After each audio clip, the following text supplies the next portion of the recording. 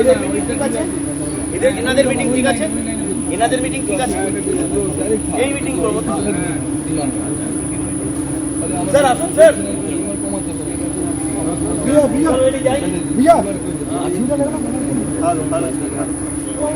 ঠিক আছে আসুন স্যার।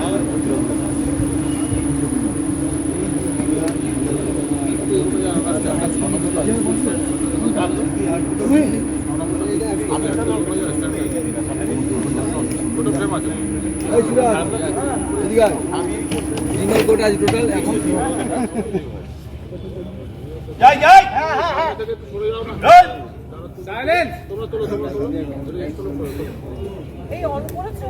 হ্যাঁ সব অন আছে। Silence, rolling, action. আপনি এবার কন্যা সম্পাদনের জন্য তৈরি হয়ে আসুন।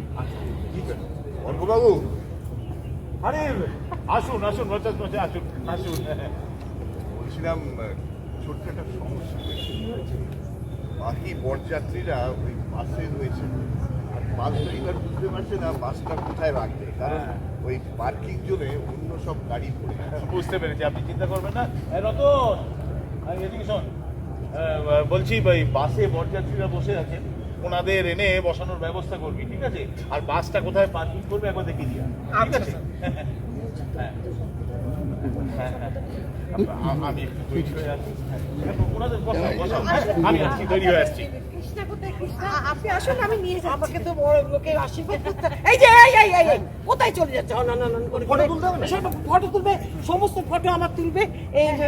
ভালো দেখতে যেন ভালো লাগে আমাকে। একদম যদি খারাপ হয়েছে আমি রামকে বলে দেবো, পেমেন্ট করবে না। এটা আমাদের ওই ক্যামেরাগ্রাফার। আচ্ছা হয়েছে, চলো। ফটোগ্রাফার? না ও ফটোগ্রাফার সব পুরনো ইংরেজি, এগুলো নতুন ইংরেজি। সরি।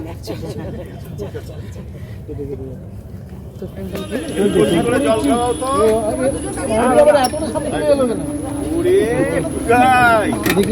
ভালো আছি, ঠিক আছে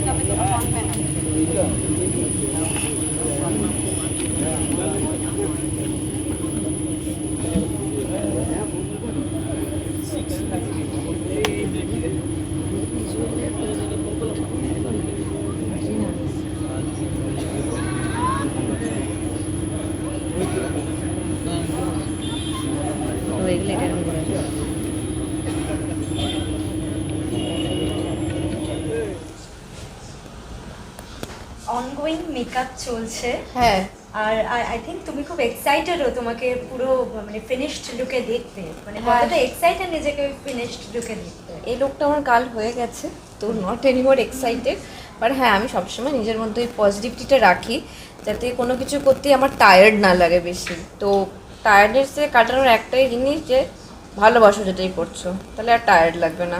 যে আমি ভীষণ একজন ট্র্যাডিশনাল মেয়ে, আমি যেহেতু আমার ফ্যামিলি খুব ট্র্যাডিশনাল, খুব রিলিজিয়াস স্পিরিচুয়াল ছিল, সো আমিও সেরকমই, আমার প্রচুর ট্র্যাডিশনাল ভ্যালুজও আছে উইথ মডার্ন থিংস আর কি।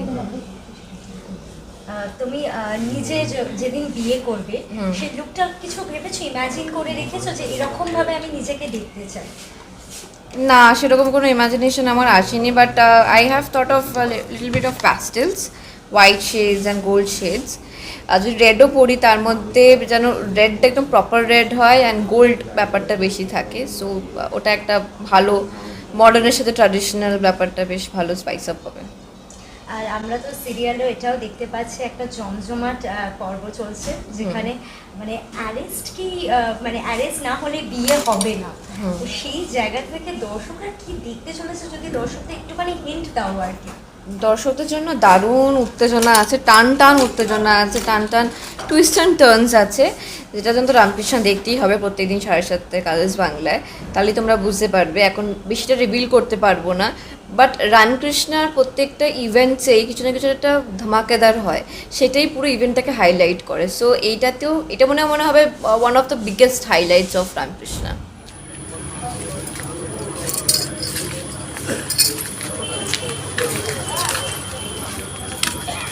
নিজেকে এই বরের লুকে দেখে কেমন লাগছে? ভালোই লাগছে, কিন্তু সঙ্গে খুব গরমও লাগছে। তার জন্য কি মানে আর পাঞ্জাবিটা আর পরে থাকা আমি আর যাচ্ছে না? পরে থাকতে পারছি না, সত্যি পারছি না। তা একই বউকে তো দুবার বিয়ে করা হয়েছে, তো রাম কি ভাবছে একই বউকে দুবার বিয়ে করতে? সব সম্পর্কেরই একটা সামাজিক পূর্ণতা দরকার হয়, সামাজিক বিয়েটা সেদিক থেকে খুবই জরুরি। সেই জন্য সামাজিক বিয়েটা হয়ে গেল, খুবই খুশি লাগছে রামে। কিন্তু তার মধ্যে তো দুটো জিনিস জড়িয়ে আছে, একটা হচ্ছে ইগোর লড়াই আর একটা হচ্ছে একটা চ্যালেঞ্জ। যে চ্যালেঞ্জ যদি পূর্ণতা না পায় তোমাদের কিন্তু বিয়েটাও হবে না। তো সেটা নিয়ে যদি একটুখানি আমাদেরকে কিছু বলো।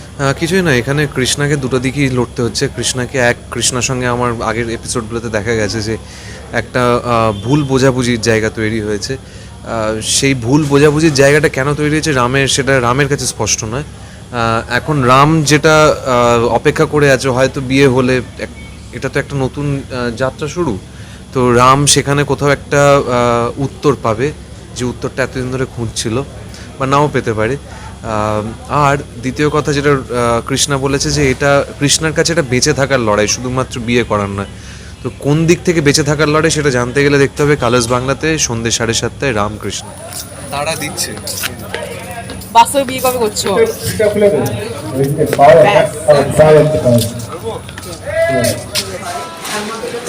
কেমন লাগছে নিজেকে এই লুকসে দেখে?